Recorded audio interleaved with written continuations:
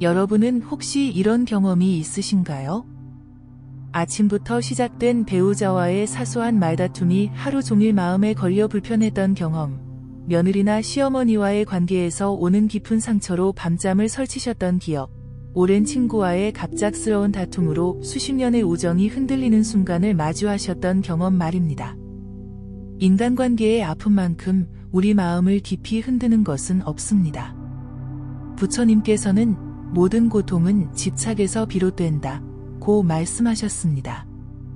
특히 관계에 대한 집착, 내 뜻대로 되지 않는 상황에 대한 집착이 우리를 가장 괴롭히는 원인임을 아셨습니다. 오늘은 관계의 어려움 속에서 마음의 평화를 찾는 부처님의 지혜와 실천적인 명상법을 함께 나누고자 합니다.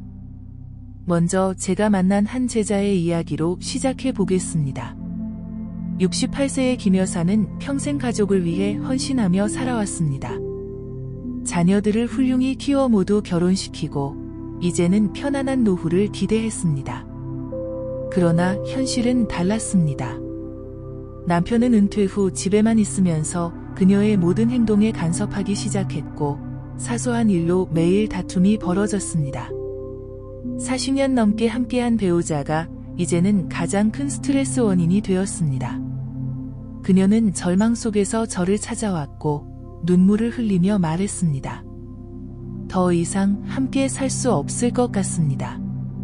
평생 참아왔는데 이제는 제 인생의 마지막 순간들을 이렇게 괴롭게 보내고 싶지 않습니다. 이런 상황은 어쩌면 여러분 중 많은 분들이 공감하실 수 있는 이야기일 것입니다.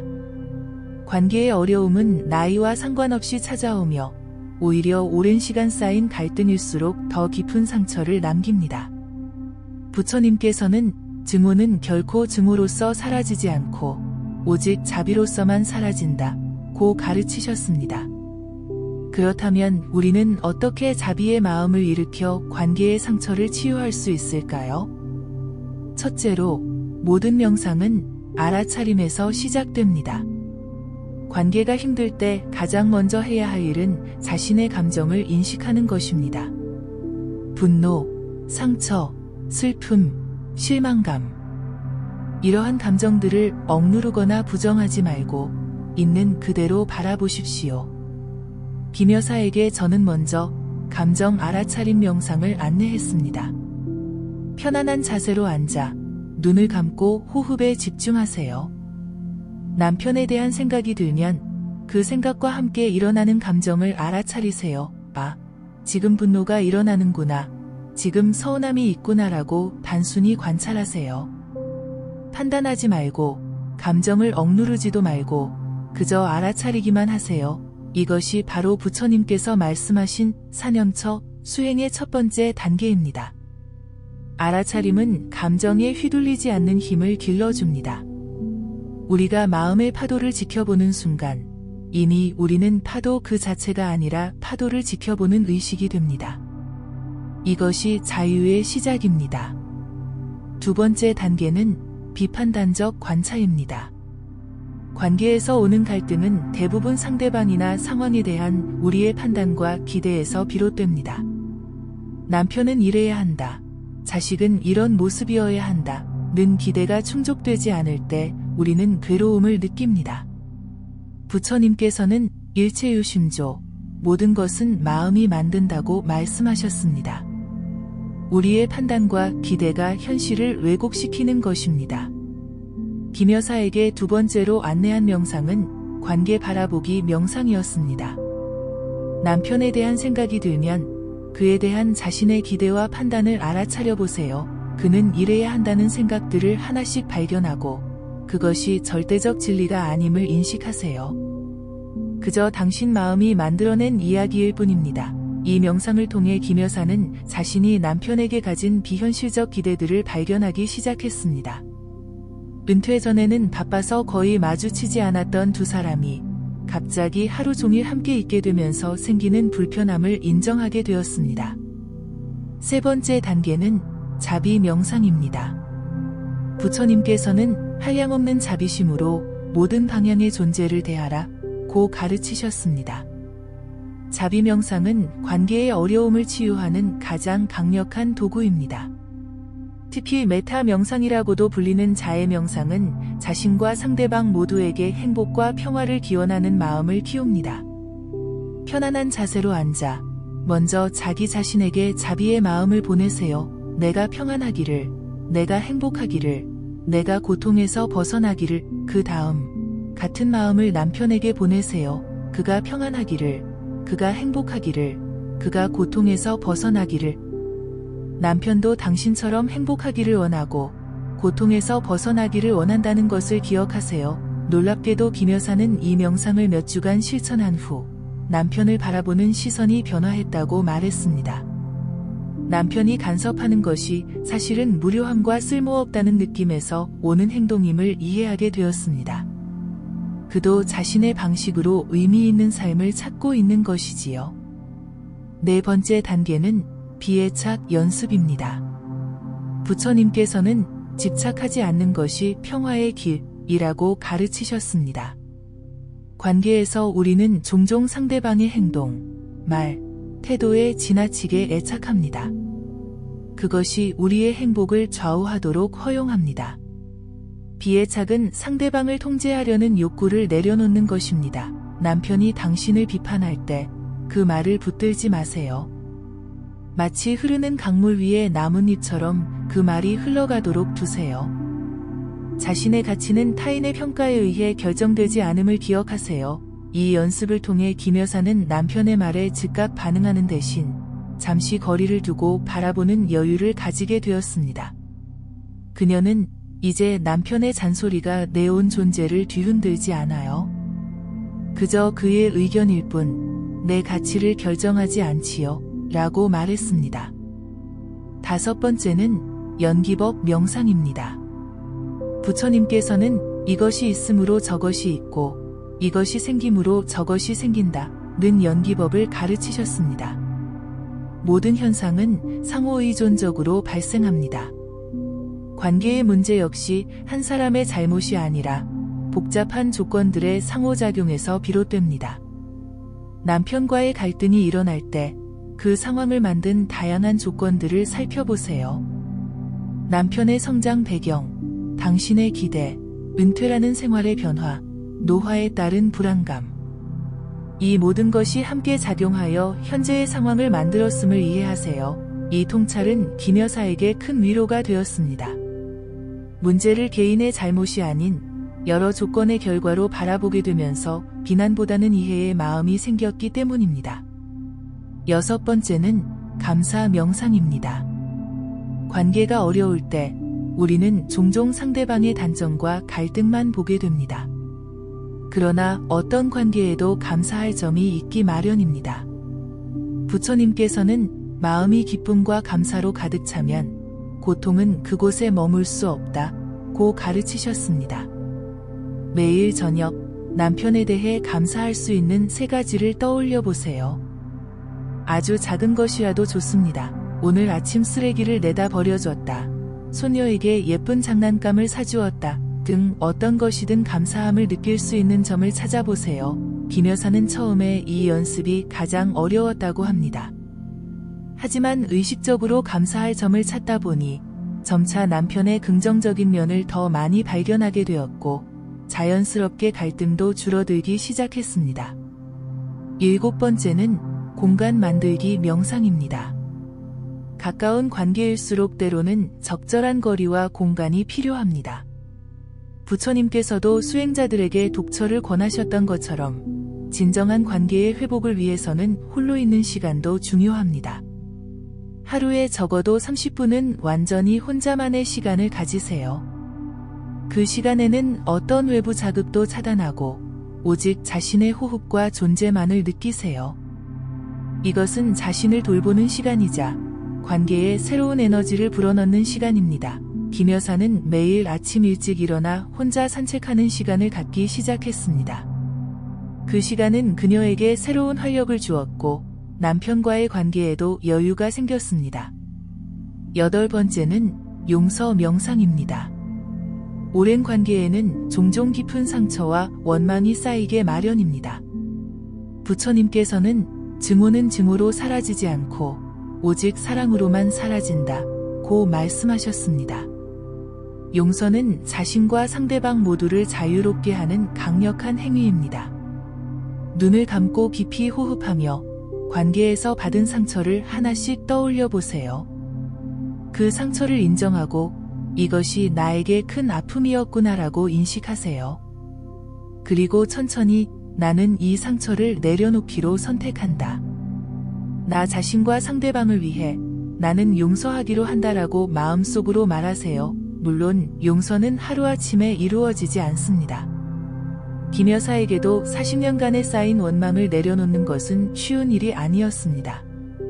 하지만 그녀는 매일 조금씩 용서의 마음을 키워나갔고 시간이 지나면서 마음의 무거운 짐이 조금씩 가벼워지는 것을 느꼈습니다. 9번째는 관계 성찰 명상입니다. 부처님께서는 자신을 비추는 거울이 되라 고 가르치셨습니다.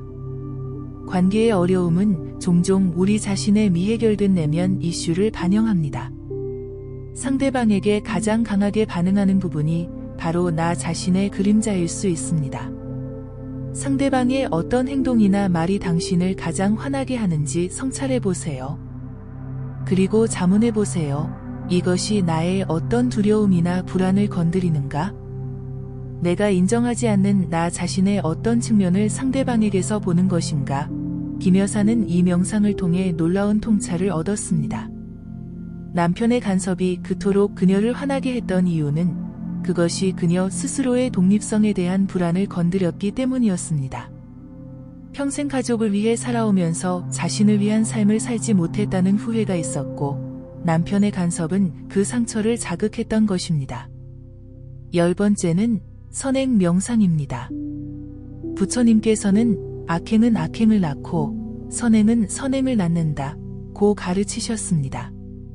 관계를 변화시키는 가장 효과적인 방법 중 하나는 먼저 선행을 베푸는 것입니다. 매일 의식적으로 상대방을 위한 작은 친절한 행동을 실천해 보세요. 좋아하는 음식을 준비해 주거나 진심 어린 칭찬을 하거나 필요한 것을 미리 챙겨주는 등 어떤 작은 행동이라도 좋습니다. 김 여사는 처음에는 억지로 시작했지만 점차 남편을 위한 작은 배려들이 습관이 되었고 놀랍게도 남편도 조금씩 변하기 시작했습니다. 그는 아내의 친절에 감동하여 자신도 점차 배려하는 행동을 늘려갔습니다. 이처럼 관계가 힘들 때 부처님의 가르침을 따라 명상하는 것은 단순히 갈등을 피하는 것이 아니라 깊은 치유와 변화를 가져옵니다.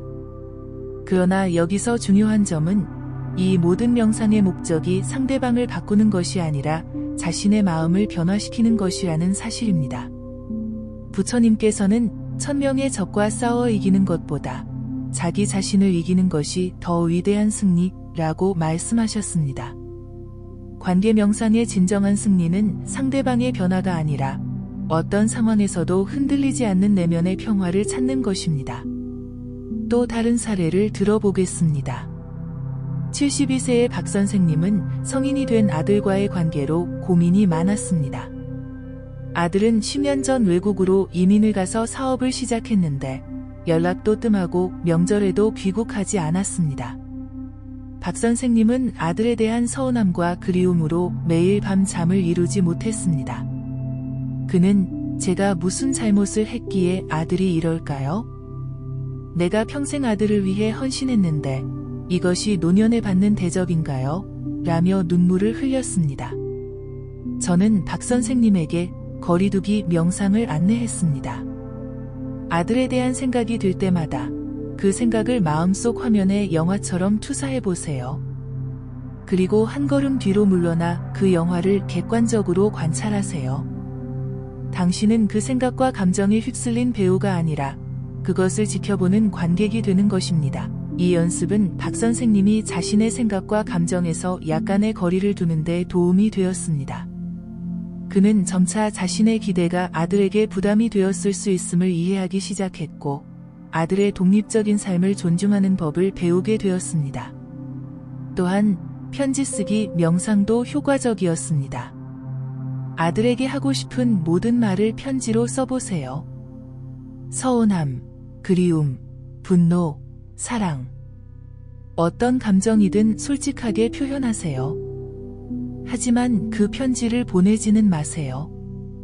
이것은 당신의 감정을 처리하는 과정입니다. 박 선생님은 이 과정을 통해 자신의 깊은 감정들을 인식하고 표현함으로써 그것에 압도당하지 않게 되었습니다. 놀랍게도 그가 내면의 평화를 찾아가기 시작하자 아들과의 관계도 자연스럽게 개선되었습니다. 이전처럼 기대와 요구로 가득 찬 대화가 아닌 보다 열린 마음으로 소통하게 되면서 아들도 점차 마음을 열기 시작했습니다. 관계 명상에서 또 하나 중요한 것은 경계 설정 명상입니다. 부처님께서도 수행자들에게 적절한 경계를 세우도록 가르치셨습니다. 건강한 관계는 명확한 경계에서 시작됩니다. 명상 중에 자신의 개인적 경계가 무엇인지 생각해 보세요. 어디까지가 수용 가능하고 어디부터가 당신의 행복과 평화를 침해하는지 인식하세요. 그리고 사랑과 존중의 마음으로 그 경계를 분명히 표현하는 연습을 하세요. 김 여사의 경우 남편에게 나는 당신을 사랑하지만 내 모든 행동에 대해 의견을 말하는 것은 나를 존중하지 않는 행동이에요. 내가 나만의 공간과 결정권을 가질 때 더 행복해지고 그래야 당신에게도 더 좋은 아내가 될 수 있어요. 라고 분명히 말할 수 있게 되었습니다. 이처럼 부처님의 가르침을 일상의 관계 문제에 적용하는 명상법들은 우리의 삶을 근본적으로 변화시킬 수 있습니다. 이제 실제로 여러분이 지금 당장 시작할 수 있는 간단한 5분 관계 명상법을 알려드리겠습니다. 첫째, 편안한 자세로 앉아 눈을 감고 3번 깊게 호흡합니다. 둘째, 현재 어려움을 겪고 있는 관계를 떠올립니다. 그 사람의 얼굴을 마음속에 그려보세요. 셋째, 그 사람도 당신처럼 행복을 원하고 고통에서 벗어나기를 원한다는 사실을 기억하세요. 넷째, 그 사람을 향해 마음속으로 다음 문장들을 천천히 반복합니다. 당신이 평안하기를 바랍니다. 당신이 건강하기를 바랍니다. 당신이 행복하기를 바랍니다. 당신이 고통에서 벗어나기를 바랍니다. 다섯째, 같은 축복의 말을 자기 자신에게도 보냅니다. 내가 평안하기를, 내가 건강하기를, 내가 행복하기를, 내가 고통에서 벗어나기를. 이 간단한 명상을 매일 실천한다면 점차 관계에 대한 당신의 관점이 변화하고 내면의 평화를 찾게 될 것입니다. 또한 걷기 명상도 관계의 어려움을 다루는데 효과적입니다. 부처님께서도 걸으면서 명상하는 경행을 가르치셨습니다.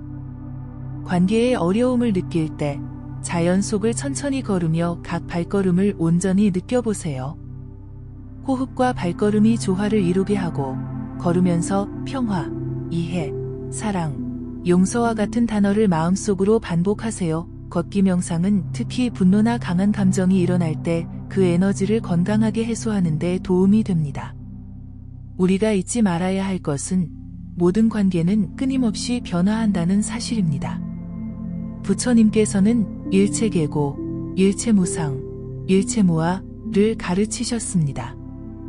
모든 것은 변화하고 영원한 것은 없으며 고정된 자아도 없습니다. 이 통찰은 관계의 어려움 속에서도 큰 위로가 됩니다. 지금의 갈등은 영원히 지속되지 않을 것이며 변화의 가능성은 항상 열려있기 때문입니다. 부처님의 가르침을 따라 관계를 바라보는 근본적인 관점의 변화가 필요합니다. 우리는 종종 관계를 소유와 통제의 대상으로 여깁니다. 내 부모, 내 자식, 내 배우자. 그러나 부처님께서는 모든 존재가 서로 연결되어 있으면서도 각자의 길을 가는 독립적 존재임을 가르치셨습니다. 진정한 관계의 지혜는 소유가 아닌 자유 속에서, 통제가 아닌 존중 속에서 피어납니다. 또한 호흡 앵커링 기법은 관계에서 강한 감정이 일어날 때 특히 유용합니다. 갈등 상황에서 감정이 고조될 때 잠시 대화를 멈추고 3번 깊게 호흡하세요. 호흡에 온전히 주의를 기울이면 마음이 안정되고 감정에 휩쓸리지 않게 됩니다. 이 간단한 기술은 관계에서 나올 수 있는 많은 후회할 말과 행동을 예방해줍니다. 김 여사는 이 기법을 통해 남편과의 대화 중 화가 날 때마다 잠시 호흡에 집중함으로써 감정적 반응 대신 지혜로운 대응을 선택할 수 있게 되었습니다. 마지막으로 관계 감사일기를 작성하는 것도 매우 효과적인 명상 방법입니다. 매일 밤 잠들기 전 그날 관계 속에서 경험한 작은 기쁨과 감사한 순간들을 기록해 보세요. 남편이 아침 식사를 준비해 주었다. 딸이 안부 전화를 해주었다. 이웃이 반갑게 인사해 주었다. 등 어떤 작은 순간이라도 감사함을 느꼈던 경험을 적어보세요. 이 연습은 우리의 주의를 관계의 문제점에서 긍정적인 측면으로 전환시키는 데 도움이 됩니다. 부처님께서는 마음은 선행을 통해 기쁨을 찾고 악행을 통해 고통을 찾는다 고 말씀하셨습니다. 우리가 의식적으로 관계의 긍정적 측면에 주의를 기울일 때 그 관계는 자연스럽게 더 건강한 방향으로 성장하게 됩니다. 관계 명상의 궁극적 목표는 연민의 확장입니다. 가까운 관계에서 시작하여 점차 더 넓은 범위의 존재들에게 연민을 확장해 나가는 것입니다. 부처님께서는 모든 존재를 자신의 자식처럼 사랑하라 고 가르치셨습니다. 명상 중에 먼저 자신에게 연민의 마음을 보내고 그 다음 가까운 사람들, 중립적인 사람들, 어려운 관계의 사람들, 그리고 마지막으로 모든 생명체에게 연민의 마음을 확장해 보세요. 이 연습을 통해 우리는 개인적 관계의 어려움을 넘어 모든 존재와의 깊은 연결성을 경험하게 됩니다. 그것이 바로 부처님께서 말씀하신 자비심의 완성입니다. 김 여사의 이야기로 돌아가 보겠습니다. 6개월간의 꾸준한 관계 명상 실천 후 그녀의 삶은 어떻게 변화했을까요? 그녀는 이렇게 말했습니다. 남편이 완전히 변했다고 말할 수는 없어요. 그는 여전히 간섭하고 때로는 짜증나게 하죠. 하지만 제가 변했습니다. 더 이상 그의 말과 행동에 휘둘리지 않게 되었고 그를 있는 그대로 받아들이게 되었습니다. 놀랍게도 제가 변하자 남편도 조금씩 변하기 시작했어요. 이제 우리는 40년 만에 진정한 대화를 나누고 있습니다. 이것이 바로 관계 명상의 진정한 힘입니다. 상대방을 변화시키려는 시도는 대부분 실패하지만 자신의 마음을 변화시킬 때 관계의 역동성 전체가 변화하게 됩니다. 부처님께서는 자신을 정복한 사람이 가장 위대한 승리자라고 말씀하셨습니다. 관계에서의 최고의 승리는 상대를 이기는 것이 아니라 자신의 부정적 감정과 반응 패턴을 넘어서는 것입니다. 특히 노년기의 관계는 새로운 도전과 기회를 동시에 가져옵니다. 은퇴, 자녀의 독립, 건강 문제, 상실의 경험 등 많은 변화가 관계의 역동성을 바꿔놓습니다. 이 시기에 관계 명상은 더욱 중요한 도구가 됩니다. 부처님께서는 모든 것은 변하고 그 변화를 받아들이는 것이 평화의 길이라고 가르치셨습니다. 노년기의 관계 변화를 자연스럽게 받아들이고 새로운 방식으로 연결되는 법을 배우는 것이 중요합니다. 또한 관계 명상은 이미 단절된 관계를 회복하는 데에도 큰 도움이 됩니다. 오랫동안 연락하지 않은 자녀, 절교한 친구, 관계가 소원해진 형제자매와의 화해가 필요하다면 화해 명상을 시도해보세요.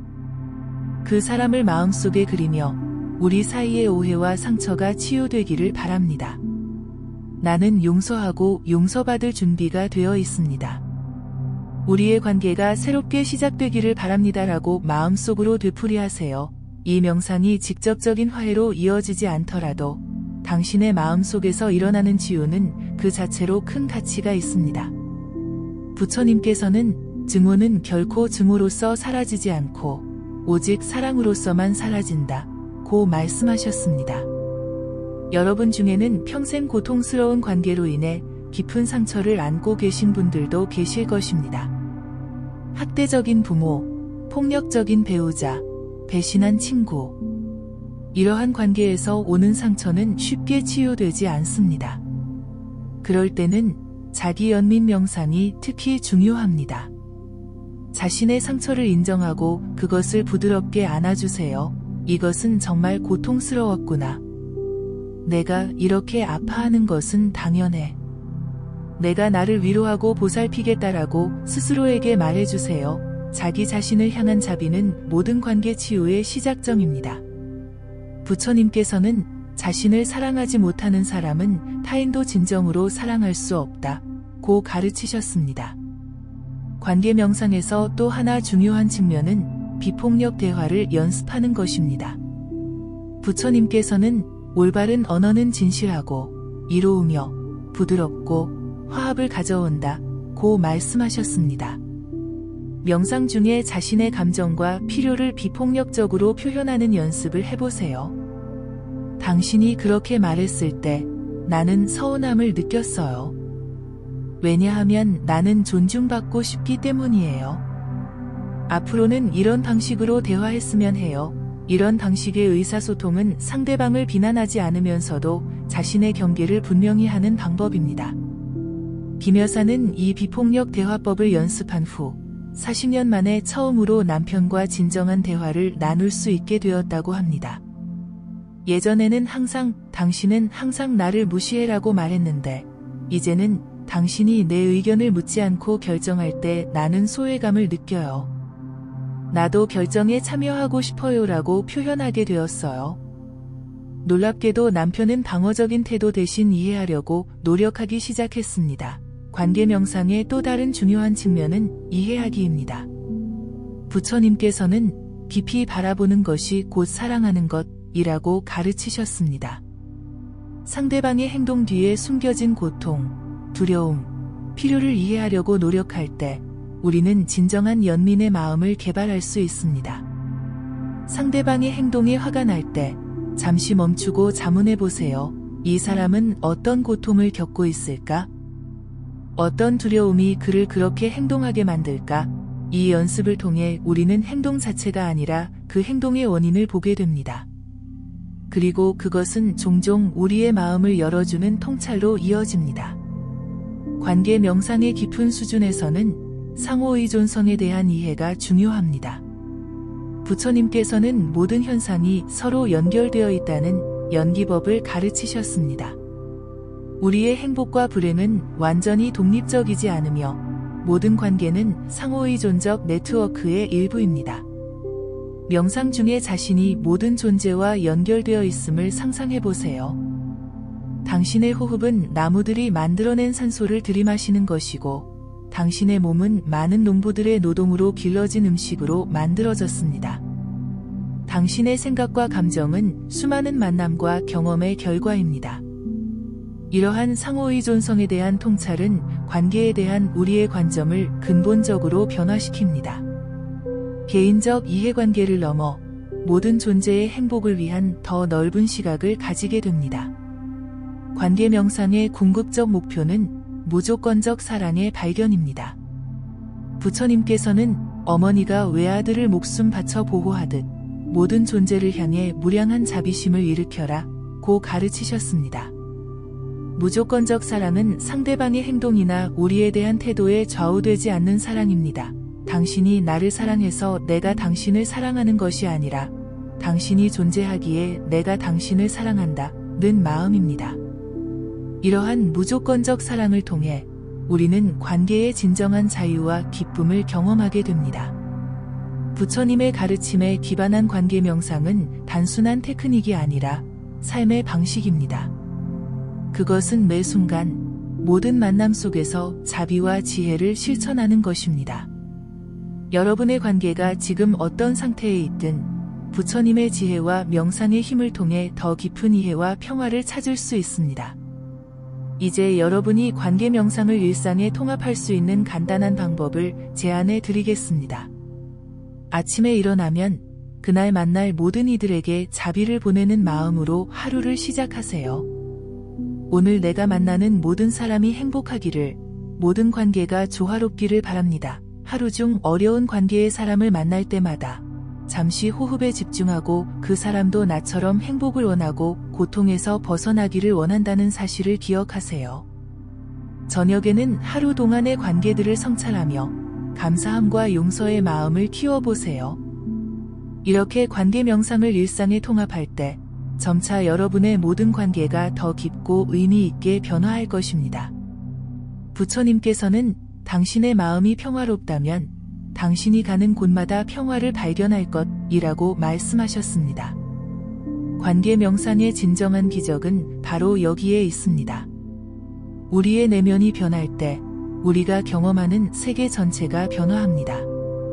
관계의 어려움은 더 이상 극복해야 할 장애물이 아니라 깊은 지혜와 자비를 개발하는 기회가 됩니다. 이것이 부처님께서 모든 고난을 수행의 길로 변화시키라고 가르치신 이유입니다. 이제 저의 작은 제안으로 마무리하겠습니다. 오늘부터 일주일간 매일 10분씩 관계 명상을 실천해보세요. 눈을 감고 호흡에 집중한 후 가장 어려운 관계에 있는 사람을 마음에 떠올리세요. 그리고 그 사람에게 그리고 자신에게 평화와 행복을 기원하는 마음을 보내보세요. 일주일 후에 어떤 변화가 일어나는지 지켜보세요. 작은 실천이 큰 변화의 시작입니다. 부처님께서는 1000마디 말보다 한 번의 실천이 낫다고 말씀하셨습니다. 여러분의 관계가 부처님의 지혜와 명상의 힘을 통해 더욱 풍요롭고 평화롭게 변화하기를 진심으로 기원합니다. 오늘도 함께 해주셔서 감사합니다. 여러분의 하루가 평온하고 행복하기를 바라며 이 영상이 마음에 드셨다면 구독과 좋아요로 부처님께 공양하시고 소망하시는 일을 댓글로 남겨주세요. 이런 좋은 글은 주변 사람들과도 함께 나누어 주세요. 다음 영상에서 더 많은 부처님의 지혜를 나누겠습니다. 감사합니다.